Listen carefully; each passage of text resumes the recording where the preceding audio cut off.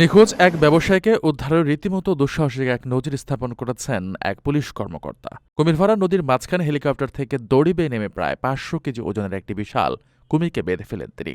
বিবিসির প্রতিবেদনে বলা হয়, ওই কুমিরটির পেটের ভেতর নিখোঁজ ওই ব্যবসায়ীর দেহাবশেষ থাকতে পারে বলে সন্দেহ করা হচ্ছিল। যদিও সরীসৃপটিকে আগেই মেরে ফেলা হয়, তবুও পুরো অভিযান ছিল চরম ঝুঁকিপূর্ণ। দক্ষিণ আফ্রিকায় ঘটেছে এই ঘটনা। পুলিশ জানায়, ড্রোন ও হেলিকপ্টারের সহায়তায় নদীতে তল্লাশি চালানোর সময় একটি দ্বীপে প্রায় ৪.৫ মিটার দীর্ঘ ও ৫০০ কেজি ওজনের কুমির শনাক্ত করা হয়। প্রাণীটি অস্বাভাবিকভাবে স্থির থাকায় সন্দেহ হয় এটি সম্প্রতি বড় কিছু শিকার করেছে। পরে কুমিরটিকে হত্যা করা হলেও সেটিকে উদ্ধার করা ছিল ঝুঁকিপূর্ণ। নদীতে অন্য কুমিরের উপস্থিতির কারণে যেকোনো সময় হামলার আশঙ্কা ছিল।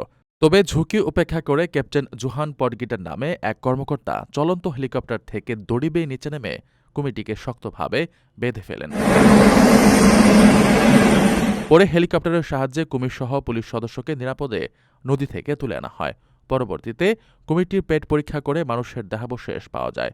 আরও চাঞ্চল্যকর বিষয় হল, সেখানে মানুষের হাড়ের পাশাপাশি ৬ ধরনের ভিন্ন ভিন্ন জুতাও উদ্ধার করা হয়েছে, যা থেকে ধারণা করা হচ্ছে কুমিরটি আগে আরও একাধিক মানুষকে শিকার করেছে।